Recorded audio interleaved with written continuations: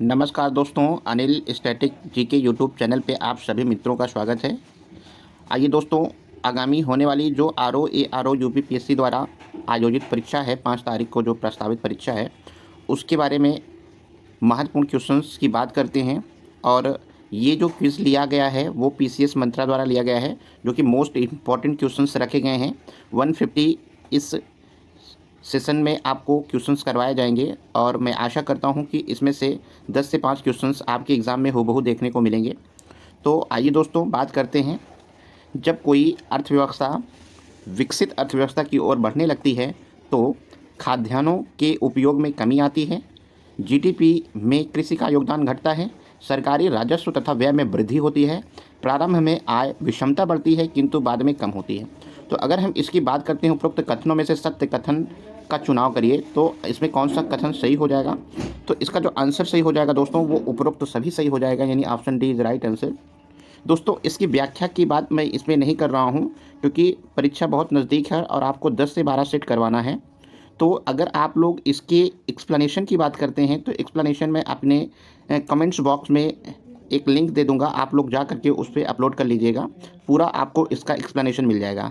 ये जो आपका सेशन है 150 क्वेश्चंस करवाया जाएगा इस सेशन में। तो दूसरा क्वेश्चन लिया गया दोस्तों, भारत में हिंदू समृद्धि दर निम्नलिखित में से किस से संबंधित है? तो इसका जो आंसर सही हो जाएगा वो राष्ट्रीय आय से संबंधित है, यानी option C is right answer. अगला क्वेश्चन है, किस पंचवर्षीय योजना को मानव विकास के सारे विकास प्रयासों का सार तत्व माना जाता है? तो इसका जो आंसर सही हो जाएगा दोस्तों वो ऑप्शन ए सही हो जाएगा, 8वीं पंचवर्षीय योजना से। ठीक है दोस्तों, अगला क्वेश्चन नेक्स्ट की बात करते हैं। तो नेक्स्ट क्वेश्चन है, निर्धनों की सर्वाधिक संख्या किस राज्य में पाई जाती है? तो निर्धनों यानी जो गरीबों की जो सर्वाधिक संख्या है वो किस राज्य में पाई जाती है? तो इसका जो आंसर सही हो जाएगा दोस्तों वो आंसर सही हो जाएगा उत्तर प्रदेश। कौन सा? तो Uttar Pradesh is right answer for this question, यानी उत्तर प्रदेश सही हो जाएगा। नेक्स्ट अगर बात करते हैं अगला क्वेश्चन, निम्नलिखित में से कौन सी मदें भारत की राष्ट्रीय आय की गणना में शामिल नहीं की जाती हैं? तो इसका जो 5वें का जो आंसर सही हो जाएगा दोस्तों, इसमें दिया है कूट का प्रयोग करके बताया है, विदेशों से प्राप्त उपहार, किसी लॉटरी में जीती गई धनराशि या भारत में विदेशी बैंकों द्वारा अर्जित लाभ। तो इसका जो आंसर सही हो जाएगा दोस्तों वो उपरोक्त सभी सही हो जाएगा, यानी D is right answer for this question. Next अगला क्वेश्चन है, बैंकिंग क्षेत्र में सुधार हेतु गठित एस तारोपोर समिति का उद्देश्य क्या था? तो ग्राहक सेवा में सुधार करना था, लघु एवं मध्यम लोगों को ऋण उपलब्ध कराना था, या पूंजी खाता परिवर्तन नहीं करना था, या कृषि ऋण के क्षेत्र में सुधार करना था? तो इसका जो आंसर सही हो जाएगा दोस्तों वो सी सही हो जाएगा, पूंजी खाता परिवर्तनीयता में सुधार करना था, यानी इसका सी आंसर सही हो जाएगा दोस्तों। नेक्स्ट अगला क्वेश्चन है, 7वां क्वेश्चन, निम्नलिखित में से किस उद्योग की अवस्थिति के लिए कच्चे माल की उपलब्धि मूल कारक नहीं है? ठीक है, तो लौह इस्पात, ठीक है, शर्करा, इलेक्ट्रॉनिक्स या सीमेंट। तो इसका जो आंसर सही हो जाएगा दोस्तों वो इलेक्ट्रॉनिक्स इज राइट आंसर। ठीक है, नेक्स्ट अगला बात करते हैं, अगला क्वेश्चन है, श्रम गहन उद्योग वह होता है जहाँ, इसका जो आंसर क्या सही हो जाएगा, अधिक श्रमिकों में रखा जाता है, अधिक श्रमिकों को रखा जाता है, इसमें आंसर सी सही हो जाएगा। नेक्स्ट अगला क्वेश्चन बात करते हैं, अगला, अटल शहरी पुनरुत्थान एवं परिवर्तन मिशन, जिसको हम शॉर्ट में अमृत कहते हैं, का संबंध किससे पुनः चमकाने से है? ठीक है, तो इसका जो आंसर सही हो जाएगा दोस्तों वो ए सही हो जाएगा, शहरी अवस्थापना, मोस्ट इंपॉर्टेंट है। ठीक है, answer A is right answer. ठीक है, शहरी अवस्थापना से। ठीक है, अगला क्वेश्चन 10वां है, निम्नलिखित में से घटनाओं को कालक्रम से व्यवस्थित करना है। तो आइए दोस्तों इसकी बात करते हैं। ठीक है, गरीबी हटाओ। ठीक है, 10वां क्वेश्चन क्या है, गरीबी हटाओ, बैंकों का राष्ट्रीयकरण और हरित क्रांति की शुरुआत। तो इसका जो आंसर दोस्तों सही हो जाएगा वो आंसर सही हो जाएगा बी। कौन सा? B is right answer. अब आप थोड़ा सा की पॉइंट समझ लीजिए, इसमें की पॉइंट की बात करते हैं। तो जो गरीबी हरित क्रांति की जो शुरुआत होती है दोस्तों वो वर्ष 1966-67 में होती है। कब? हरित क्रांति 1966-67 में होती है। ठीक है दोस्तों, उसके बाद नेक्स्ट बात करते हैं, इसी में 14 वाणिज्यिक बैंकों का राष्ट्रीयकरण हुआ था। ठीक है, और जुलाई 1969 में हुआ था क्या? बैंकों का राष्ट्रीयकरण 1969 में। ठीक है दोस्तों, और लास्ट की बात करते हैं, गरीबी हटाओ की जो योजना आई थी वो 5वीं पंचवर्षीय योजना के अंतर्गत आई थी, 1974 में आई थी। ठीक है दोस्तों, तो इस प्रकार हम अब क्रम से मिला सकते हैं। तो इसका जो आंसर सही हो जाएगा दोस्तों वो 3, 2, 1, यानी बी इज राइट आंसर। ठीक है दोस्तों, एक minute, B is right answer. ठीक है दोस्तों, तो इसका जो आंसर सही हो जाएगा B is right answer for this question.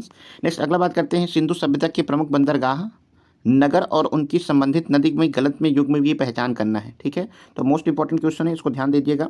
ठीक है, यहाँ प्रभास पाटन हिरण्य नदी के हैं, बालाकोट बिंदार नदी है, सुतकंडोर दास नदी है, या सुतकनकोह किम नदी है। तो इसका जो आंसर सही हो जाएगा दोस्तों, वो आंसर सही हो जाएगा आपका डी। ठीक है, यानी डी सही हो जाएगा।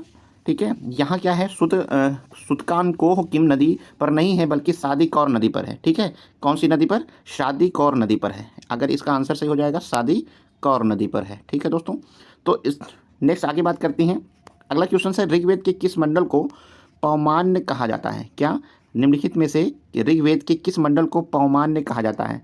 तो पहला मंडल, तीसरा मंडल, नौवां मंडल या 10वां मंडल? तो इसका जो आंसर सही हो जाएगा दोस्तों, वो 10वां मंडल सही हो जाएगा। ठीक है, नेक्स्ट अगला क्वेश्चन लेते हैं। अगला, जैन संगीत के संबंधित कथन पर विचार कीजिए। इसमें आपसे ये पूछ रहा है कि जैन जो संगीत हुई थी उसमें कथन कौन सा गलत है, इस पर आपको बताना है कि आंसर क्या होगा। ठीक है, तो प्रथम जैन संगीत पाटलिपुत्र में हुई, जिसके अध्यक्ष स्थूलभद्र थे। ठीक है, उसके बाद नेक्स्ट बात कर रहा है अगला क्वेश्चन से, प्रथम जैन संगीत में जैन धर्म के 12 अंगों को संकलन हुआ और श्वेतांबर और दिगंबर नामक 2 संप्रदायों में जैन समुदाय विभाजित हो गया। तीसरा है, दूसरी जैन संगीत क्षमा श्रवण की अध्यक्षता में पाटलिपुत्र में संपन्न हुई थी। यह दूसरे संगीत में ही जैन आगमों का अंतिम रूप से संकलन कर दी, उन्हें लिपिबद्ध कर दिया गया था। ठीक है, तो इसका जो आंसर सही हो जाएगा 13 का दोस्तों, वो सी सही हो जाएगा। सी यानी गलत है इसमें। ठीक है, दूसरी जैन संगीत 6वीं शताब्दी ईसा पूर्व में क्षमा श्रवण की अध्यक्षता में, ठीक है, किसकी? क्षमा श्रवण की अध्यक्षता में गुजरात की काठियावाड़ के वल्लभी में हुआ था। जैन धर्म का स्वरूप निश्चित करने के लिए दूसरी संगीत बुलाई गई थी। ठीक है दोस्तों, तो ये जो की पॉइंट है मैंने आपको बता दिया। अगला क्वेश्चन से, बौद्ध दर्शन के अनुसार विचार कीजिए। कथन ए है, पुनर्जन्म नहीं होता था। कथन कारण बता रहे हैं कि आत्मा की सत्या नहीं है। निम्नलिखित में कोड का सही प्रयोग बताइए। ठीक है, तो इसका जो आंसर सही हो जाएगा दोस्तों, वो डी सही हो जाएगा। ए गलत है परंतु आर सही है। क्या? ए गलत है परंतु आर सही है। इस तरह के क्वेश्चंस आपको यूपी पीसीएस में भी देखने को मिला था और यूपी आरओ में भी इसी तरह से क्वेश्चंस आपको देखने को मिलेंगे दोस्तों। ठीक है, नेक्स्ट अगला क्वेश्चन बात करते हैं। तेवावारम किस जैव शैव संतों के गानों यानी भजनों का संग्रह है? अपर या समंदर या मणिकवाचार या सुंदरर? ठीक है, तो इसका जो आंसर सही हो जाएगा दोस्तों, वो आंसर सही हो जाएगा आपका, इसका जो आंसर सही हो जाएगा वो बी सही हो जाएगा। कौन सा? बी, 1 2 4 इसका आंसर सही हो जाएगा। ठीक है, नेक्स्ट अगला क्वेश्चन है, निम्नलिखित में से कौन सा कथन अशोक स्तंभ के बारे में सही है? ठीक है, उनके सॉफ्ट आखंड थे, वे मुख्य रूप से चूना पत्थर के उत्कीर्ण थे। तो इसका आंसर दोस्तों सिर्फ एक ही सही हो जाएगा, मतलब option A is right answer, यानी उसके सॉफ्ट आखंड थे। ठीक है, नेक्स्ट अगला क्वेश्चन है, कला के विकास के संबंध में लिखित कथनों पर विचार कीजिए और नीचे दिए गए विकल्पों में से सही विकल्प का चयन कीजिए। कनिष्क के शासनकाल में कंधार कला का विद्यमान विद्यालय विकसित हुआ। अफगानिस्तान का बायान युद्ध गंधार विद्यालय का एक उदाहरण था। तो इसमें से कौन सा सही है? केवल 1 सही है, केवल 2 सही है, केवल 3 सही है, 1 और 2 सही, इनमें से कोई नहीं सही है। ठीक है, तो इसका जो आंसर दोस्तों सही हो जाएगा वो इनमें दोनों सही है, 1 और 2 दोनों सही है। ठीक है, नेक्स्ट अगला क्वेश्चन है, निम्नलिखित राजधानियों को सूचीबद्ध समझिएगा। ठीक है, तो यहाँ सूची जनपद सूची फर्स्ट का मिलान करना है। एक सूची महाजनपद है, एक राजधानी है। ठीक है, तो आप सभी दोस्तों जानते होंगे मगध की जो राजधानी है वो राजगिरी है। ठीक है, राजगिरी यानी ए सही है। वत्स जो है कौशाम्बी की राजधानी थी। सूरसेन, ठीक है, सूरसेना राजपुरा है और कंबोज मथुरा। तो ये मुझे लगता है कि क्या हो जाएगा, इसका जो आंसर सही हो जाएगा। ठीक है, इसमें आप इसमें बता कर रहा है, नीचे कोड दिया है, तो इसको सही क्रम से बताना है, तो आप सही क्रम मिला दीजिए दोस्तों। ठीक है, तो अगर हम बात करते हैं मगध राजगिरी यानी 1 का 2, तो 1 का 2 यानी ये तो 2 कट गए हैं। ठीक है, ये 2 तो ऑटोमेटिक कैंसिल हो गए हैं। ठीक है, तो इसका जो आंसर सही हो जाएगा दोस्तों, वो कौन सा सही हो जाएगा? ठीक है, तो आंसर इसका सही हो जाएगा ए वाला। ठीक है, कौन सा? A is right answer for this question, यानी ए का दूसरा, बी का पहला, सी का चौथा और डी का तीसरा सही हो जाएगा। ठीक है, अगला क्वेश्चन दोस्तों, निम्नलिखित में से कौन सा शासक पल्लव वंश का वास्तविक संस्थापक था? ठीक है, तो पल्लव वंश का वास्तविक संस्थापक कौन था? श्री विष्णु, याद रखिएगा, मोस्ट इंपॉर्टेंट है। नेक्स्ट आगे बात करते हैं दोस्तों। अगला क्वेश्चन लिया गया है नेक्स्ट, कवि और कृतियों के नाम दिया है, इसमें से आपको बताना है कि कौन सी कृति, उसको सही से मिलान करना है, जैसे इसके पहले आपने क्वेश्चन किया था। तो जो नाट्य शास्त्र है, ठीक है, 21वां क्वेश्चन है। ठीक है दोस्तों, 20वां क्वेश्चन है इसका, जो नाट्य शास्त्र है, ठीक है, इसका हम बी लगाएंगे, नाट्य शास्त्र यानी ऑप्शन बी सही हो जाएगा। तो इसको हम नाट्य शास्त्र की बात करते हैं, तो नाट्य शास्त्र में कौन सा सही हो जाएगा? 1 मिनट, नाट्य शास्त्र की बात करते हैं तो वो क्या सही हो जाएगा? ये सही हो जाएगा दोस्तों, ये नाट्य शास्त्र भरत मुनि द्वारा लिखा गया है, कथा चरित सोमदेव द्वारा, ठीक है, और हर्षचरित बाणभट्ट द्वारा और रामचरित, ठीक है, शानदार गीत नंदी द्वारा, यानी इसका ऑप्शन जो सही हो जाएगा 2 1 4 3, यानी option B is right answer. ठीक है दोस्तों, अगला नेक्स्ट बात करते हैं, सैन्य अभ्यास कवच के बारे में निम्नलिखित कथनों पर विचार कीजिए। यह भारत और फ्रांस के बीच बंगाल की खाड़ी में आयोजित हुआ। इसमें भारत की तरफ से थल सेना और जल सेना दोनों ने भाग लिया था। ठीक है, तो इसका जो आंसर सही हो जाएगा दोस्तों वो क्या सही हो जाएगा, इसका जो आंसर सही हो जाएगा केवल एक सही हो जाएगा, यानी ए इज राइट आंसर। नेक्स्ट अगला क्वेश्चन लिया गया दोस्तों 22 क्वेश्चन की बात करते हैं दोस्तों। निम्नलिखित में से किसे विश्व व्यापार संगठन या WTO का महानिदेशक चुना गया है? ये इंपॉर्टेंट है, लिख के रख लीजिए, ये कई क्वेश्चन पूछ चुका है, ये कई बार क्वेश्चन पूछ चुका है ये वाला। ठीक है, तो WTO महानिदेशक किसे बनाया गया है? ओंकोजा इवेला को बनाया गया है। राष्ट्रपति रामनाथ कोविंद द्वारा वर्ष 2021 के लिए देशव्यापी पल्स पोलियो अभियान की शुरुआत कब की? तो मोस्ट इंपॉर्टेंट है 30 जनवरी, जो शहीद दिवस के रूप में मनाया जाता है दोस्तों, यानी D option is right answer for this question. Next अगला बात करते हैं 24वां क्वेश्चन है, फरवरी 2021 में निम्नलिखित में से किस देश में सेना द्वारा सत्ता पर अधिकार कर लिया गया था? ठीक है, तो आप जानते हैं चर्चा में था कौन सा? म्यांमार। ठीक है, नापताओ इसकी राजधानी है दोस्तों। निम्नलिखित में से किसे फरवरी 2021 में संयुक्त राष्ट्र के एशिया पर्यावरण परिवर्तन पुरस्कार से सम्मानित किया गया?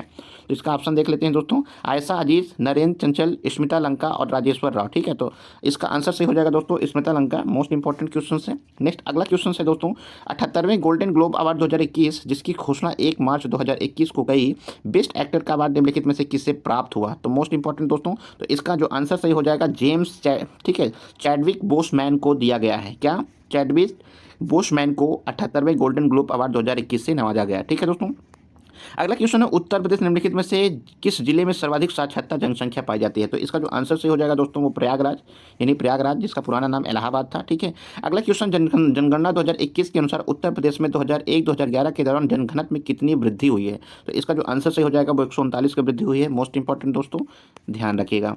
नेक्स्ट अगला क्वेश्चन है 29 क्वेश्चन की बात करते हैं दोस्तों। तो 29 क्वेश्चन में ये बताया गया है कि जनगणना 2011 के अनुसार निम्नलिखित में से किस राज्य में न्यूनतम दशकीय वृद्धि दर्ज की गई है? ठीक है, तो जो दशकीय वृद्धि जो दर्ज की गई है दोस्तों, उसका आंसर क्या हो जाएगा? केरल सही हो जाएगा। ठीक है, इसका आंसर क्या है? केरल सही हो जाएगा। ठीक है, केरल में जो है न्यूनतम दशकीय जनसंख्या वृद्धि दर्ज की गई है, जबकि सर्वाधिक दशकीय वृद्धि की बात करते हैं दोस्तों, एक मिनट, सर्वाधिक दशकीय वृद्धि की बात करते हैं तो इसका आंसर कौन सा सही हो जाएगा दोस्तों? केरल सही हो जाएगा। और सर्वाधिक जो दशकीय वृद्धि दर्ज की गई है वो कौन सा राज्य है? मेघालय है। ठीक है दोस्तों, कौन सा?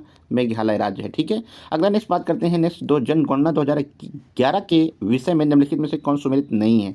तो लिंग अनुपात क्या 943 थी, साक्षरता 7297 थी, जनघनत्व तो 382 थी, या दशकीय वृद्धि 17%? तो ये मोस्ट इंपॉर्टेंट है, यानी दशकीय वृद्धि जो थी वो 17% नहीं थी, ये कितनी थी? 12.3% थी। क्या थी? 12.3% थी। ठीक है दोस्तों, बाकी सभी सुमेलित हैं। नेक्स्ट अगला बात करते हैं, नेक्स्ट है धरातल पर पाई जाने वाली वायु दाब पेटियों के अंतर्गत अश्व अक्षांश कहाँ पर पाए जाते हैं? ठीक है, तो मोस्ट इंपॉर्टेंट दोस्तों, तो इसका जो आंसर सही हो जाएगा 31 का, वो आंसर सी सही हो जाएगा, उत्तरी तथा दक्षिण गोलार्धों में 30 से 35 डिग्री के मध्य में, यानी सी इज राइट आंसर। ध्यान दीजिएगा, सी आंसर करेक्ट है। ठीक है, नेक्स्ट अगले बात करते हैं, नेक्स्ट क्वेश्चन है निम्नलिखित में से कौन सा बादल सूर्य और चंद्रमा के चारों ओर प्रभामंडल बनाते हैं? तो इसका जो आंसर सही हो जाएगा दोस्तों वो प्रच्छाद स्तरीय बादल होते हैं, यानी option A is right answer. Next आगे बात करते हैं उत्तर भारत के विशाल मैदानों के संबंध में कौन सा कथन असत्य है?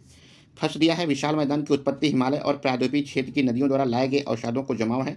मोस्ट इंपॉर्टेंट दोस्तों देखिए, ये आप लोग बात याद रखिएगा कि यहाँ पूछ क्या रहा है, ये याद रखिएगा, असत्य पूछ रहा है, तो ये ध्यान दीजिएगा। ठीक है, नेक्स्ट अगला जो है विशाल मैदान में नदियों द्वारा लाई गई नवीन जड़ों को बांगर कहते हैं। ठीक है, तो इसका जो आंसर जो सही हो जाएगा दोस्तों वो केवल 2 सही हो जाएगा, यानी बी इज राइट आंसर। ठीक है दोस्तों, नेक्स्ट अगला क्वेश्चन है 34 क्वेश्चन लिया गया है, सिंधु नदी की सहायक नदियों को दक्षिण से उत्तर में सही क्रम में क्या होगा? ठीक है, तो सही क्रम इसको लगाना है दोस्तों। तो इसका जो सही क्रम हो जाएगा दोस्तों वो कौन सा हो जाएगा? पहले सतलज आएगी, फिर रावी आएगी, फिर चिनाब आएगी, फिर झेलम आएगी, यानी option C is right answer for this question. ठीक है दोस्तों, आगे नेक्स्ट बात करते हैं, अगला 35 क्वेश्चन है, निम्नलिखित में से सुमेलित कीजिए। ठीक है, तिलैया बांध, हीराकुंड बांध, पूंछ बांध और काकरा पार बांध। ठीक है, तो काकरा पार की बात करते हैं दोस्तों, तो वो तापी नदी पर है, सबको पता होगा। हीराकुंड महानदी पर है। ठीक है, उसके बाद बात करते हैं पंचमाद नदी जो है गोदावरी नदी की है, और उसके बाद लास्ट बचाएगा क्या? तिलैया बांध, जो कहाँ है? बराकर नदी पर है। तो इस प्रकार अगर हम मिलाने की कोशिश करते हैं तो तिलैया बांध 3 पर, यानी 3 हो जाएगा, फिर उसके बाद फिर हीराकुंड 2 हो जाएगा, 3 2।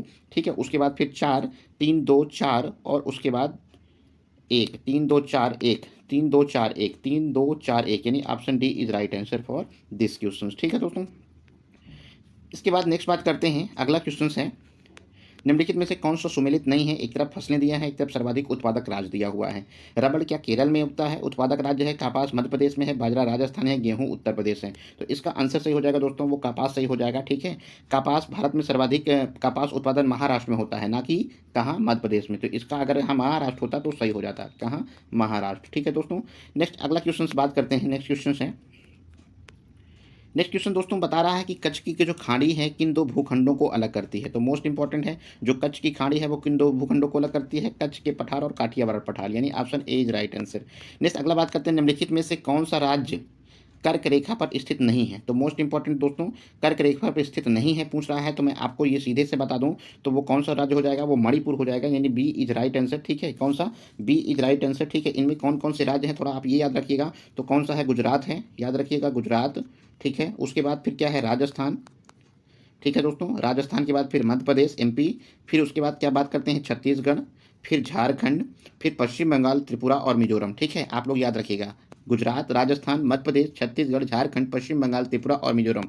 तो मणिपुर तो है ही नहीं है, तो इस प्रकार मणिपुर सही हो जाएगा। ठीक है दोस्तों, अगला क्वेश्चन 39 है, निम्नलिखित में से किस देश के साथ भारत ने सर्वाधिक राज्यों व केंद्र शासित प्रदेशों की सीमाएं पर स्थित है? तो इसका जो आंसर सही हो जाएगा दोस्तों, वो कौन सा सही हो जाएगा? नेपाल। आप लोग इसके पहले यूपी पेट का एग्जाम दिया होगा, तो उसमें ये पूछा था नेपाल कितने राज्यों से भारत की सीमा साझा करता है? तो 5 राज्यों में। कौन कौन से 5 राज्य बात करते हैं? तो उत्तर प्रदेश वो यूपी हो जाएगा, ठीक है, उत्तराखंड यूके हो जाएगा, ठीक है, फिर बिहार, फिर उसके बाद पश्चिम बंगाल यानी वेस्ट बंगाल, ठीक है, और लास्ट में क्या आता है? सिक्किम आता है दोस्तों। तो इस प्रकार 5 राज्य हो जाएंगे। अगला क्वेश्चन है, काली मृदा के संबंध में कौन सा कथन सत्य है? काली मृदा को रेगुर तथा चरनोजम भी कहा जाता है, ये तो बात सही है, कहा जाता है।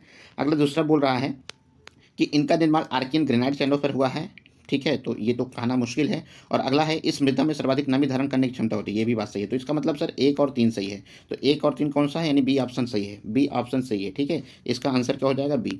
नेक्स्ट अगला क्वेश्चन है, 41 क्वेश्चन की बात करते हैं दोस्तों। तो निम्नलिखित में से सुमेलित है, इसमें सुमेलित है पूछ रहा है। तो प्राकृतिक जो गैस होती है, ठीक है, प्राकृतिक गैस मोरेन से होता है, यानी ए से है, लोहा मलाज खंड से है, अभ्रक कालाहांडी से है, या मैग्नीज रानीगंज से है?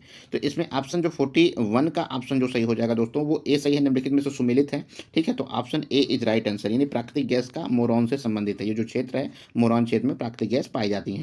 निम्नलिखित में से कौन सी जनजाति मध्य प्रदेश में नहीं पाई जाती है? मोस्ट इंपॉर्टेंट दोस्तों, तो ये क्वेश्चन इंपॉर्टेंट है, याद रखिएगा। रड़ा, कौरड़ा जो जनजाति है वो मध्य प्रदेश में नहीं पाई जाती है। अगला क्वेश्चन दोस्तों, नेक्स्ट क्वेश्चन की बात करते हैं। निम्नलिखित में से कौन सी पर्वतीय रेलवे को यूनेस्को द्वारा विश्व धरोहर की मान्यता प्रदान नहीं की गई है? तो ये क्वेश्चंस मोस्ट इंपॉर्टेंट है दोस्तों, याद रखिएगा। Nilgiri mountain railway, Darjeeling Himalaya railway, कालका शिमला रेलवे, या कोंकण को? तो कोंकण को नहीं सम्मिलित किया गया है। ठीक है, D option is right answer for this question. निम्नलिखित में से कौन सा बायोस्फीयर रिजर्व में से कौन सा सुमेलित नहीं है? ठीक है, तो मोस्ट इंपॉर्टेंट दोस्तों यही सुमेलित नहीं है, फर्स्ट वाला दिबांग और दिहांग। ठीक है, ये असम में नहीं है, मोस्ट इंपॉर्टेंट है। अगर मैं इसकी थोड़ा सा चर्चा करता हूँ 44 की, तो 44 में दोस्तों दिबांग और दिहांग, ठीक है, दिबांग और दिहांग बायोस्फीयर रिजर्व कहाँ है दोस्तों? अरुणाचल प्रदेश में है। कहाँ है? अगर यहाँ बात करते हैं तो कहाँ है? अरुणाचल प्रदेश में है। ठीक है दोस्तों, तो अरुणाचल प्रदेश में है। ठीक है, इस प्रकार ये गलत हो जाएगा, वो असम में नहीं है। ठीक है, बाकी ये सभी मिलान है। कोल्ड डेजर्ट हिमाचल प्रदेश में है, शिमलीपाल उड़ीसा में है, और शेषर सैलम हिमाचल आंध्र प्रदेश में है। ठीक है दोस्तों, नेक्स्ट अगला बात करते हैं, निम्नलिखित में से कौन सा सुमेलित नहीं है? ठीक है, तो इसमें से कौन सा सुमेलित नहीं है? मोस्ट इंपॉर्टेंट क्वेश्चन है। ठीक है, तो पेनिर जो फ्रांस में है, एपेनाइन इटली में है, और काकेसस रूस में है। तो पेनानाइन जर्मनी में नहीं है। अगर मैं इसकी बात करता हूँ कहाँ है ये पेनानाइन, तो पेनानाइन पर्वत जो है वो कहाँ है दोस्तों? इंग्लैंड में है। कहाँ है? इंग्लैंड में है, इंग्लैंड में स्थित है। ठीक है दोस्तों, नेक्स्ट अगला बात करते हैं, दक्षिण अमेरिका महाद्वीप का कौन सा देश स्थल रुद्ध देश है? स्थल रुद्ध का मतलब दोस्तों कोई भी, ठीक है, जल संधि से उसका कोई संपर्क नहीं है, जल से संबंध नहीं है उसका, वो स्थल से घिरा हुआ है। तो इसका जो आंसर सही हो जाएगा दोस्तों, वो पराग्वे सही हो जाएगा। कौन सा आंसर? पराग्वे। ठीक है, तो इसका आंसर कौन सा सही हो जाएगा? पराग्वे। जो दक्षिण अमेरिका महाद्वीप में जो पराग्वे तथा बोलीविया है, कभी कभी बोलीविया भी पूछ लेता है। ठीक है, बोलीविया स्थल रुद्ध देश है। ठीक है, तो इसका यहाँ आंसर कौन सा सही हो जाएगा दोस्तों? ठीक है, बोलीविया यहाँ नहीं है, ये कोलंबिया सही है। तो यहाँ आपसे पूछ लेगा बोलीविया। ठीक है, बोलीविया, बोलीविया। ठीक है दोस्तों, बोलीविया और पराग्वे ये दोनों क्या है? स्थल रुद्ध देश है। निम्नलिखित अगला क्वेश्चन है, ब्राजील के विश्व प्रसिद्ध अमापा खान किस खनिज के भंडार के लिए प्रसिद्ध है? तो मोस्ट इंपॉर्टेंट क्वेश्चन है दोस्तों, तो इसका जो आंसर सही हो जाएगा दोस्तों, वो मैग्नीज के लिए है। किसके लिए? मैग्नीज के लिए। अगर मैं इसकी थोड़ा सी व्याख्या की बात करता हूं दोस्तों, तो जो ब्राजील की एक अमापा कहाँ है? जो अमापा जो भंडार है अमापा, ठीक है, वो ब्राजील की अमापा खान विश्व की सर्वाधिक बड़ी मैग्नीज खान है। जबकि, ठीक है, इटाबिरा का, जबकि जो इटाबिरा है, इटाबिरा, इटाबिरा की बात करते हैं तो इटाबिरा जो है लौह अयस्क के खनन के लिए विख्यात होता है। ठीक है, किसके लिए? लौह अयस्क के लिए। निम्नलिखित में से कौन सा एक उष्ण घास के मैदान नहीं है? ठीक है, तो लानोस दोस्तों है, ठीक है, पार्कलैंड भी है, पैंडंग भी है, डाउन्स नहीं है। ठीक है, डाउन्स क्या है? दक्षिण अमेरिका का पार्ट है। तो लानोस की बात करते हैं तो लानोस जो है दोस्तों वेनेजुला जो कोलंबिया अमेजन बेसिन में पाया जाता है। पोर्टलैंड की बात करते हैं दोस्तों तो वो जो है ऑस्ट्रेलिया में है। कहाँ है? ऑस्ट्रेलिया में है। ठीक है, और अगर हम बात करते हैं पैडंग जो है जो मलेशिया में है। कहाँ दोस्तों? मलेशिया में है। ठीक है दोस्तों, और अगर हम बात करते हैं डाउन्स की बात करते हैं तो डाउन जो है ऑस्ट्रेलिया में है। कहाँ? ऑस्ट्रेलिया में है, जो कि एक क्या है? शीतोष्ण घास का मैदान है। क्या है? शीतोष्ण घास का मैदान है। बाकी ये जो तीनों हैं वो किसके घास के मैदान है? उष्णकटिबंधीय घास के मैदान है। ठीक है दोस्तों, तो इस प्रकार option D is right answer. निम्नलिखित अगला क्वेश्चन है, हॉर्मुज जल संधि किन दो सागरीय क्षेत्रों को जोड़ती है? मोस्ट इंपॉर्टेंट है दोस्तों, ये जल संधियां हैं, एक दो क्वेश्चन हमेशा आती हैं। ठीक है, तो हरमुज जल संधि किन दो महासागरीय क्षेत्रों को जोड़ती है? तो इसका ऑप्शन जो सही हो जाएगा दोस्तों, फारस की खाड़ी और ओमान की खाड़ी। ठीक है, फारस की खाड़ी और ओमान की खाड़ी को क्या करती हैं? ये दोनों अलग करती हैं। ठीक है, ये जो खाड़ियां हैं, अगर मैं बात करती हूँ इसकी व्याख्या की बात करता हूँ तो लाल सागर और अदन की खाड़ी को बाब अल मंडेब, लाल सागर और अदन की खाड़ी को अगर हम इसकी बात करते हैं तो क्या है? बाब अल मंडेब की जल संधि जोड़ती है, जबकि जावा सागर और हिंद महासागर को सुंडा जल संधि जोड़ती है।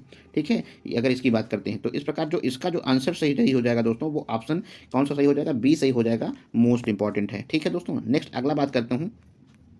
अगला क्वेश्चन इसमें दिया हो निम्नलिखित में से सुमेलित कीजिए। एक तरफ स्थान दिया है और एक तरफ उद्योग दिया है, तो इनमें से कौन सा सुमेलित है ये आपको याद रखना। अगर दोस्तों आपको सिर्फ इसमें से एक ही पता है, पिट्सबर्ग किसके लिए संबंधित है? लौह इस्पात के लिए। अगर हम बी को चौथा देखें तो बी का चौथा किस में है? सिर्फ एक ही में है दोस्तों, यानी option A is right answer. ठीक है दोस्तों, अगला नेक्स्ट बात करते हैं। आप लोग पूरा सही से देख लीजिएगा ताकि आप एक बार देखेंगे तो आपका जो आई कैचिंग है वो आप एग्जाम में अच्छे से कर पाओगे। ठीक है दोस्तों, अगला क्वेश्चन, सर्वोच्च न्यायालय की विभिन्नता भूमिकाओं के संबंध में लिखित विचारों पर विचार कीजिए। संविधान की व्याख्या का अंतिम अधिकार सर्वोच्च न्यायालय होता है, बिल्कुल सही बात है। मूल अधिकारों का संरक्षक होता है, बिल्कुल सही बात है। ठीक है, पुनर्विलोकन का अधिकार होता है, बिल्कुल, यानी ये तीनों ऑप्शन दोस्तों सही हो जाएंगे, यानी तीनों ऑप्शन सही हो जाएंगे। तो इसका जो आंसर सही हो जाएगा दोस्तों वो तीसरी डी सही हो जाएगा। कौन सा? डी इज राइट आंसर, यानी option D is right answer. ठीक है दोस्तों, अगला नेक्स्ट क्वेश्चन बात करते हैं। अगला क्वेश्चन, निम्नलिखित में से किसकी स्थापना संथानम समिति की सिफारिश के आधार पर की गई थी? तो मोस्ट इंपॉर्टेंट क्वेश्चन है दोस्तों। तो जो संथानम क्या है दोस्तों? संथानम, ठीक है, 52 क्वेश्चन है। संथानम जो की समिति है वो किसकी सिफारिश पर आधार पर की गई थी? तो अगर हम इसकी बात करते हैं दोस्तों तो जो 74वां संविधान संशोधन हुआ था, ठीक है, कौन सा संविधान संशोधन? जो 74वां संविधान संशोधन हुआ था दोस्तों, सॉरी दोस्तों इसकी बात नहीं है, 1964 में क्या हुआ? 1964 में भारत सरकार द्वारा संथानम समिति की सिफारिश के आधार पर सरकारी विभागों में व्याप्त भ्रष्टाचार को खत्म करने के लिए केंद्रीय सतर्कता आयोग, ठीक है, जिसको हम सीवीसी कहते हैं, केंद्रीय सतर्कता आयोग का गठन किया गया था, और यह एक स्वतंत्र यानी स्वायत्त संस्था होती है। तो इसका ऑप्शन जो सही हो जाएगा दोस्तों वो बी सही हो जाएगा। ठीक है, नेक्स्ट अगला क्वेश्चन की बात करते हैं। राष्ट्रीय मानवाधिकार आयोग के संबंध में निम्नलिखित में से कौन सा कथन सही नहीं है? ठीक है, तो इसकी बात करते हैं दोस्तों तो यह इसकी स्थापना 1993, ये बात तो सही है। ठीक है, इसका यह स्वयं का जांच दल होता है, ये भी बात सही है। ठीक है दोस्तों, यह मानवाधिकार उल्लंघन के दोषी को दंड दे सकता है। ठीक है, यह अपनी वार्षिक रिपोर्ट सरकार को देता है। तो इसका जो आंसर सही हो जाएगा दोस्तों वो सी सही हो जाएगा। ठीक है, कौन सा सही हो जाएगा? इसका जो ऑप्शन सही हो जाएगा वो सी सही हो जाएगा, ये कार्य ऐसा नहीं करता है। ठीक है, नेक्स्ट आगे बात करते हैं। निम्नलिखित में से कौन सा विषय संघ सूची में शामिल नहीं है? तो संघ सूची में शामिल नहीं है तो राष्ट्र सूची में, समर्थित सूची में शामिल होगा। तो राष्ट्र सूची में बात कर सकते हैं, तो ये मनोरंजन जो है वो संघ सूची में शामिल नहीं है। ठीक है दोस्तों, जो राष्ट्र सूची में शामिल है। अविश्वास प्रस्ताव के संबंध में लिखित कथनों पर विचार करना है। ठीक है दोस्तों, पॉलिटिक क्वेश्चन है, इंपॉर्टेंट क्वेश्चन है। इसे लाने के लिए 50 सदस्यों की अनुमति आवश्यक है। यह किसी एक मंत्री के विरुद्ध लाया जाता है। इसके पारित हो जाने पर मंत्रिपरिषद को त्यागपत्र देना पड़ता है। ठीक है, तो ये मोस्ट इंपॉर्टेंट क्वेश्चन है। इसका कौन सा ऑप्शन सही, इसमें उपरोक्त में से कौन सा कथन सत्य है? ठीक है दोस्तों, तो कौन सा कथन सत्य है इसकी बात करते हैं। तो अगर हम इसकी बात करते हैं तो इसका जो ऑप्शन सही हो जाएगा दोस्तों वो सी सही हो जाएगा। कौन सा? सी सही, यानी पहला और तीसरा सही हो जाएगा। देख लीजिए फिर से एक बार। इसे लाने के लिए 50 सदस्यों की अनुमति आवश्यक होती है और इसके पारित हो जाने पर मंत्रिपरिषद को त्यागपत्र देना पड़ता है। तो ये सही है ये। ठीक है, यानी ऑप्शन दूसरा गलत था। ठीक है, तो इस प्रकार 1 और 3 ऑप्शन सही है, तो ऑप्शन सी सही हो जाएगा। अगला बात करते हैं दोस्तों, प्रोटेम स्पीकर के संबंध में कथनों पर विचार करना है कि कौन सा कथन सत्य नहीं है, पूछ रहा है। ये मोस्ट इंपॉर्टेंट है, ये जरूर आप लोग देख लिया करिए कि सत्य है या नहीं है, ये ध्यान दीजिएगा, क्योंकि कभी कभी हम लोग क्या करते हैं कि क्वेश्चंस पढ़ते हैं और सत्य और असत्य को नहीं देखते हैं, सत्य ही वहां मार के चले आते हैं। ठीक है दोस्तों, बाद में पता चलता है कि गलत हो गया हमारा क्वेश्चन। तो प्रोटेम स्पीकर की नियुक्ति राष्ट्रपति द्वारा की जाती है। इसका कार्य संसद सदस्यों को शपथ दिलाना था। राज्य विधानसभा में प्रोटेम स्पीकर की नियुक्ति नहीं होती है। 17वीं लोकसभा में प्रोटेम स्पीकर वीरेंद्र कुमार थे। तो इसका ऑप्शन जो सही हो जाएगा दोस्तों वो कौन सा सही हो जाएगा? आप सभी जानते हैं सी इज राइट आंसर, यानी राज्य विधानसभा में प्रोटेम स्पीकर की नियुक्ति नहीं होती है, बाकी सारे कथन सत्य हैं, ये कथन असत्य है। ठीक है दोस्तों, नेक्स्ट आगे बात करते हैं। अगला क्वेश्चन है 74वें संविधान संशोधन अधिनियम के संदर्भ में निम्नलिखित कथनों पर विचार कीजिए। इसे वर्ष 1994 में लागू किया गया। ठीक है, नेक्स्ट बात करता है अगला क्वेश्चन, इसमें क्या कह रहा है कि इसके तहत संविधान में 12वीं अनुसूची जोड़ी गई, या 12वीं अनुसूची में कुल 18 विषय हैं, तो इसके तहत संविधान में 12वीं अनुसूची जोड़ी गई, तो इसमें ऑप्शन कौन सा सही हो जाएगा? उपरोक्त में से सही कथन कौन सा? 1 2 2 3 1 3 1 2 3। ठीक है, तो इसका अगर बात करते हैं दोस्तों ऑप्शन की, तो इसका option B is right answer, यानी केवल कौन सा सही हो जाएगा? 2 और 3 सही हो जाएगा। ठीक है, तो आप लोग इसको देख लीजिएगा। नेक्स्ट क्वेश्चन बात करते हैं निम्नलिखित में से कौन से अनुच्छेद के तहत एक नई अखिल भारतीय सेवा का सृजन किया गया है? तो ये तो क्वेश्चन वन लाइनर भी है, वन, ठीक है, अनुच्छेद 312 में इसका उल्लेख है। ठीक है, अखिल भारतीय सेवा का निम्नलिखित कथनों पर कौन सा सत्य कथन नहीं है, मतलब असत्य कथन है? संसद के दोनों सदनों में संयुक्त राष्ट्रपति बुलाते हैं, संयुक्त बैठक का प्रावधान 110 में है, तो यही कथन असत्य हो जाता है दोस्तों। वो संयुक्त अधिवेशन जो होता है वो 108 के तहत होता है अनुच्छेद। ठीक है, तो option B is right answer. ठीक है दोस्तों, नेक्स्ट अगला बात करते हैं। नेक्स्ट क्वेश्चन है अगला, संसद की अनुसूचित जाति एवं जनजाति कल्याण समिति में कुल कितने सदस्य होते हैं? तो अगला क्वेश्चन मोस्ट इंपॉर्टेंट है दोस्तों, तो उसमें कितने सदस्य होते हैं? 30 सदस्य होते हैं। ठीक है, अनुसूचित जाति और अनुसूचित जनजाति कल्याण हेतु संसदीय समिति में कुल कितने सदस्य होते हैं? 30 सदस्य होते हैं, जिसमें से दोस्तों बात करते हैं 20 लोकसभा, ठीक है, कितने? 20 लोकसभा और 20 लोकसभा और 10 जो है वो राज्यसभा द्वारा क्या किए जाते हैं? लिए जाते हैं। यह समिति राष्ट्रीय अनुसूचित जाति आयोग एवं राष्ट्रीय अनुसूचित जनजाति आयोग की रिपोर्ट पर की जाती है। ठीक है दोस्तों, तो इस प्रकार आप याद रखिएगा। निम्नलिखित में से कौन सा एक भारत का मान्यता प्राप्त राष्ट्रीय राजनीतिक दल नहीं है? मोस्ट इंपॉर्टेंट है दोस्तों, याद रखिएगा। तो जो आम आदमी पार्टी है वो अभी नहीं हुई है। ठीक है, तो D is right answer for this question. भारतीय संविधान की 10वीं अनुसूची जोड़ी गई किस संविधान संशोधन द्वारा? तो 92वां संविधान संशोधन। ठीक है, 1985 में। ठीक है, कब? 1985 में दल बदल अधिनियम आता है। ठीक है, और 52वां संविधान संशोधन जोड़ा गया था। ठीक है, और 10वीं अनुसूची भी जोड़ी गई थी। ठीक है दोस्तों, अगला क्वेश्चन नेक्स्ट बात करते हैं। 1 मिनट दोस्तों। हाँ, ये क्वेश्चन नेक्स्ट है 63 क्वेश्चन, निम्नलिखित कथनों पर विचार कीजिए। राष्ट्रपति की क्षमादान की शक्ति अनुच्छेद 72 में है, बिल्कुल सही बात है। राज्यपाल की क्षमादान की शक्ति 161 में है। ठीक है, इसमें दूसरा है। तीसरा क्या कह रहा है? राज्यपाल की क्षमादान शक्ति राष्ट्रपति के व्यापक है। ठीक है, तो इसमें सूची दिया हुआ है, तो कौन सा सही है कौन सा गलत है? तो उपरोक्त में से कौन सा कथन सही है? ठीक है, तो अगर हम इसकी बात करते हैं दोस्तों, तो इसका जो ऑप्शन केवल एक सही हो जाएगा। ठीक है, 1 और 2 सही है। ठीक है, राज्यपाल के अध्यादेश संबंधी किसका उल्लेख है, किस अनुच्छेद में है? तो 213 में है। ठीक है दोस्तों, ठीक है, अगर हम राष्ट्रपति का अध्यादेश की बात करते हैं 223 में है। हम फिर इसकी बात करते हैं राज्यपाल का, तो 213 अनुच्छेद में किया गया है। नेक्स्ट अगला क्वेश्चन है दोस्तों, सरकारी समितियों को किस अनुच्छेद के तहत संवैधानिक दर्जा दी गई है? तो मोस्ट इंपॉर्टेंट है, तो इसका जो आंसर सही हो जाएगा वो दोस्तों 97वां संविधान संशोधन। कौन सा? 97वां संविधान संशोधन द्वारा किया गया है। ठीक है, अगला क्वेश्चन है निम्नलिखित में से कौन सा सुमेलित नहीं है? मोतीलाल नेहरू बाल संग्रहालय प्रयागराज, भारत कला भवन वाराणसी, महर्षि वाल्मीकि आश्रम बिठूर, या भारत माता मंदिर वाराणसी? तो इसका जो आंसर सही हो जाएगा दोस्तों, महर्षि वाल्मीकि आश्रम बिठूर में नहीं है। ठीक है, कौन सा है? बिठूर में नहीं है। तो सर दोस्तों है कहाँ? तो अगर हम इसकी बात करते हैं किसकी, 66 क्वेश्चन की, तो ये जो है दोस्तों मोतीलाल नेहरू बाल संग्रहालय की स्थापना सर 1957 में की गई है। यह लखनऊ में है।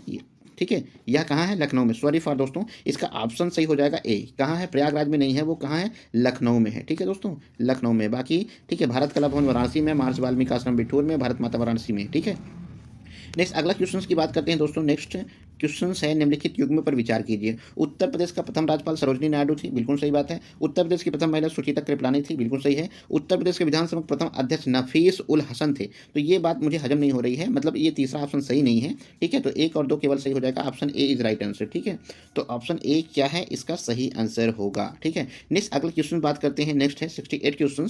68 क्वेश्चन में कह रहा है उत्तर प्रदेश में किस जिले के जिलों और उनके मुख्यालय के संबंध में कौन सा कथन सही है? इसमें आपको सुमेलित कौन सा है? तो नौगढ़ सिद्धार्थनगर है, अमरोहा गौतम बुद्ध नगर है, या खलीलाबाद संत कबीर नगर है?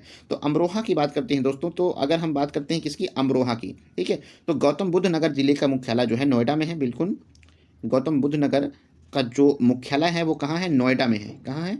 नोएडा में है दोस्तों, नोएडा की बात करते हैं। ठीक है, तो ये जो ही गलत है। ठीक है, 1 और 3 सही है। किस ऑप्शन में है? तो सी वाला ऑप्शन में है, 1 और 3, यानी option C is right answer for this question. Next आगे बात करते हैं अगला क्वेश्चन। निम्नलिखित में से कथनों पर विचार कीजिए। क्षेत्रफल की दृष्टि से उत्तर प्रदेश का सबसे बड़ा सहारनपुर है। ठीक है, 69वां क्वेश्चन से। और जनसंख्या की दृष्टि से उत्तर प्रदेश का सबसे बड़ा जिला प्रयागराज है। ठीक है, तो इसका ऑप्शन जो सही हो जाएगा दोस्तों, वो केवल कौन सा सही हो जाएगा? केवल एक मिनट, 69 क्वेश्चन है ना, ठीक है दोस्तों। तो इसका ऑप्शन जो सही हो जाएगा केवल 2 सही हो जाएगा। कौन सा? केवल 2 सही हो जाएगा, ठीक है। थोड़ा सा इसकी व्याख्या की बात करते हैं दोस्तों। तो जनसंख्या के अनुसार उत्तर प्रदेश का सबसे बड़ा जिला की बात करते हैं तो प्रयागराज है। कौन सा है? प्रयागराज है जनसंख्या के दृष्टि से। तो क्षेत्रफल की दृष्टि से अगर बात करते हैं, जनसंख्या के अनुसार उत्तर प्रदेश का सबसे बड़ा जिला प्रयागराज है, किंतु अगर क्षेत्रफल की बात करते हैं तो उत्तर प्रदेश का सबसे बड़ा जिला जो है वो लखीमपुर खीरी है। याद रखिएगा, कौन सा? लखीमपुर खीरी, लखीमपुर खीरी है, ठीक है, लखीमपुर खीरी, ठीक है। तो इसका आंसर जो सही हो जाएगा केवल 2 सही हो जाएगा, ठीक है दोस्तों। नेक्स्ट अगला बात करते हैं, उत्तर प्रदेश में यूरेनियम पाया जाने वाला जिला कौन सा है? तो सभी को पता होगा दोस्तों, ललितपुर है, ठीक है। कौन सा? ललितपुर है। डी इज ऑप्शन सही क्वेश्चन है, ठीक है। अमोघ वर्ष किस वंश से संबंधित है? तो मोस्ट इंपॉर्टेंट दोस्तों 71वां क्वेश्चन जो है, तो अमोघ वर्ष किस वंश से संबंधित है? तो राष्ट्रकूट वंश से संबंधित है, यानी ए इज राइट आंसर, ठीक है। नेक्स्ट अगला क्वेश्चन की बात करते हैं। नेक्स्ट क्वेश्चन है दोस्तों, जैसे किताब उल हिंद, कभी कभी किताब अल हिंद लिखा है या कभी कभी किताब अल हिंद की, उल हिंद की रचनाकार कौन है? तो अल बरूनी है। कौन है? अल बरूनी है, ठीक है। तो इसका आंसर कौन सा सही हो जाएगा दोस्तों? ठीक है, बी सही हो जाएगा। नेक्स्ट आगे बात करते हैं, निम्नलिखित में से शहरों में से एक प्रसिद्ध स्मारक रूमी दरवाजा कहाँ स्थित है? ठीक है, तो जो रूमी दरवाजा है दोस्तों वो लखनऊ में स्थित है। कौन सा? लखनऊ में स्थित है। तो इसका जो आंसर सही हो जाएगा दोस्तों वो ए सही हो जाएगा। रूमी दरवाजा कहाँ स्थित है? लखनऊ में। नेक्स्ट अगला क्वेश्चन है, शराब गुटखा किस रहस्यवादी कवि की हस्तलिपि है? शराब गुटखा किस रहस्यवादी कवि की क्या है? कवि की हस्तलिपि है। तो 74 की बात करते हैं तो इसका जो ऑप्शन सही हो जाएगा दोस्तों वो भगत पीपा, ठीक है। मोस्ट इंपॉर्टेंट है, उत्तर प्रदेश विशेष से क्वेश्चन है, भगत पीपा है, ठीक है। कबीर किसके शिष्य थे? देव से दोस्तों। तो इसका जो आंसर जो सही हो जाएगा वो रामानंद सही हो जाएगा। नेक्स्ट आगे बात करते हैं, अगला जो क्वेश्चन लिया गया है वो लिया गया है, ठीक है, मलेबिंद और बेल्लूर के मंदिर किस वंश के राजाओं ने बनवाए थे? तो मोस्ट इंपॉर्टेंट क्वेश्चन, ठीक है। 76 की बात करते हैं दोस्तों। तो 76 का जो आंसर सही हो जाएगा दोस्तों वो बी सही हो जाएगा। कौन सा? होयसल वंश, ठीक है। क्या है? मालेबिंद और बेल्लूर के जो मंदिर है होयसल राजाओं द्वारा बनवाए गए थे, ठीक है। तो नेक्स्ट अगला क्वेश्चन की बात करते हैं दोस्तों, निम्नलिखित में से सही क्रम कौन सा है? तो मोस्ट इंपॉर्टेंट क्वेश्चन है दोस्तों। तो पहले कौन सी डायसेंट्री आती है? गुलाम डायसेंट्री आती है, फिर खिलजी आती है, फिर तुगलक आती है, फिर लोधी आती है, लास्ट में लोधी आती है। तो इसका ऑप्शन जो सही हो जाएगा दोस्तों वो डी सही हो जाएगा, गुलाम, खिलजी, तुगलक और लोधी, ठीक है। नेक्स्ट आगे बात करते हैं, निम्नलिखित में से कौन सा एक इल्बर्ट बिल का मुख्य उद्देश्य था? तो इल्बर्ट बिल जो आया था वो न्यायिक सुधार के लिए आया था दोस्तों। क्या? न्यायिक सुधार के लिए इल्बर्ट बिल लाया गया था, ठीक है। नेक्स्ट आगे बात करते हैं, अगला क्वेश्चन है 79 क्वेश्चन, बारडोली सत्याग्रह के संबंध में लिखित कथनों पर विचार करना है, ठीक है दोस्तों। तो बारडोली सत्याग्रह गरीब किसानों और अछूतों द्वारा किया गया था, ठीक है। इसका दूसरा कह रहा है कि यह उच्च जातियों द्वारा उत्पीड़न का विरोध करने के लिए आयोजित किया गया था। तो इसमें कोर्ट का प्रयोग दिया है दोस्तों। तो अगला तीसरा है, सत्याग्रह का नेतृत्व गांधी जी ने किया था। तो इसका जो ऑप्शन सही हो जाएगा दोस्तों वो डी सही हो जाएगा, ठीक है। D is right answer for this question. अगला क्वेश्चन है 80 क्वेश्चन की बात करते हैं दोस्तों। तो भारत सरकार अधिनियम 1935 द्वारा प्रस्तावित अखिल भारतीय संघ में देशी रियासतों को शामिल करने के लिए पीछे अंग्रेजों को वास्तविक मंशा क्या थी, ठीक है। तो जो 80 क्वेश्चन है उसकी वास्तविक मंशा क्या थी ये पूछ रहा है ना। भारत सरकार अधिनियम 1935 द्वारा प्रस्तावित अखिल भारतीय संघ में देशी रियासतों को शामिल करने के पीछे अंग्रेजों की वास्तविक मंशा क्या थी? रियासतों पर अधिक प्रत्यक्ष राजनीतिक और प्रशासनिक नियंत्रण करना, राजकुमारों का प्रशासन से सक्रिय रूप से शामिल करना, ब्रिटिश द्वारा अंत में सभी रियासतों को राजनीतिक और प्रशासनिक सत्ता को हथियाना, या राष्ट्रवादी नेताओं के साम्राज्यवाद विरोधी सिद्धांतों का प्रतिहार करने के लिए देशी रियासतों का उपयोग करना। तो इसमें कौन सा सही हो जाएगा दोस्तों? इसका जो आंसर सही हो जाएगा वो दोस्तों बी इज राइट आंसर, राजकुमारों को प्रशासन में सक्रिय रूप से शामिल करना, यानी option B is right answer for this question, ठीक है। नेक्स्ट अगला क्वेश्चन बात करते हैं, अखिल भारतीय ट्रेड यूनियन कांग्रेस जिसको हम AITUC के संदर्भ में निम्नलिखित कथनों पर विचार करना है, ठीक है। तो इसका जो विचार करना है दोस्तों, इसकी बात करते हैं। तो इसकी बात, इसकी स्थापना द्वितीय विश्व युद्ध के बाद की गई थी, या जो अखिल भारतीय AITUC के मध्य अध्यक्ष लाला लाजपत राय थे, या ब्रिटिश लेबर पार्टी के सामाजिक लोकतांत्रिक विचारों पर प्रभावित थी, ठीक है। तो इसका ऑप्शन 2 और 3 सही हो जाएगा, यानी बी इज राइट आंसर। कौन सा दोस्तों? B is right answer. कौन सा?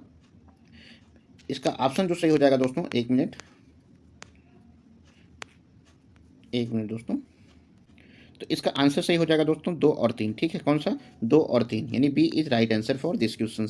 आगे नेक्स्ट बात करते हैं, वर्ष 1947 का भारतीय स्वतंत्रता अधिनियम निम्नलिखित में से किसके द्वारा दिए गए ढांचे पर आधारित था, ठीक है। तो इसका जो आंसर सही हो जाएगा दोस्तों वो आंसर कौन सा सही हो जाएगा? बी, माउंटबेटन योजना, ठीक है, माउंटबेटन योजना पर आधारित थी। अगला क्वेश्चन है, असहयोग और खिलाफत आंदोलन को प्रारंभ करने के लिए निम्नलिखित में से कारण कौन सा है? जलियांवाला बाग नरसंहार, मांटेग्यू जनस्फोट सुधार, उपजा संतोष, रॉलेट एक्ट, या, ठीक है, या चौरी चौरा कांड। तो चौरी चौरा कांड 1922 में आया था, तो इसका तो कोई मतलब नहीं था। तो इसका 1, 2, 3 यानी ऑप्शन ए सही हो जाना चाहिए, ठीक है दोस्तों। A is right answer for this question. Next आगे बात करते हैं, पूना पैक्ट के संबंध में लिखित कथनों पर विचार करना है, ठीक है। मोस्ट इंपॉर्टेंट क्वेश्चन समझिएगा दोस्तों। तो पूना पैक्ट के बारे में बताना है। तो इस पैक्ट में चुनावी सीटों के आरक्षण पर दलित वर्ग और उच्च जाति के हिंदू नेताओं की ओर से डॉक्टर अंबेडकर और महात्मा गांधी के बीच एक समझौते का उल्लेख था। इस पैक्ट को डॉक्टर अंबेडकर को दलित वर्गों की ओर से और महात्मा गांधी के उच्च जाति के हिंदुओं की ओर से हस्ताक्षर किए गए थे, जिसके बाद गांधी जी ने जेल में किए गए अपने उपवास को वापस ले लिया। ठीक है, तो इसका जो आंसर सही हो जाएगा दोस्तों वो केवल दो सही हो जाएगा। कौन सा? उसमें से कौन सा कथन सही नहीं है पूछ रहा है, तो इसमें याद रखिएगा, ये जरूर पढ़िएगा लास्ट में ये लिखा क्या है। ठीक है, तो इसका जो ऑप्शन सही हो जाएगा दोस्तों वो केवल दो सही हो जाएगा, यानी दो गलत है। ठीक है, नेक्स्ट आगे बात करते हैं, अगला क्वेश्चन है, कैबिनेट मिशन के संबंध में निम्नलिखित कथनों पर विचार करना है। ठीक है, जो कैबिनेट मिशन आया था तो उस पर विचार करना है। पाकिस्तान की मांग को पूरी तरह से खारिज कर दिया गया था। इस सर्वनिष्ठ केंद्र रक्षा, संचार और विदेशी मामलों को नियंत्रित करेगा तथा भारत के लिए एक संघीय ढांचे की परिकल्पना की गई थी। प्रांतों को पूर्ण स्वायत्त और केंद्र को अवशिष्ट शक्तियां प्रदान की गई थी। तो इसका जो ऑप्शन सही हो जाएगा दोस्तों 85 का, तो एक और दो सही हो जाएगा, तीसरा गलत रहेगा इसमें। ठीक है, तो option A is right answer, एक और दो सही है। ठीक है, यानी first option is right answer.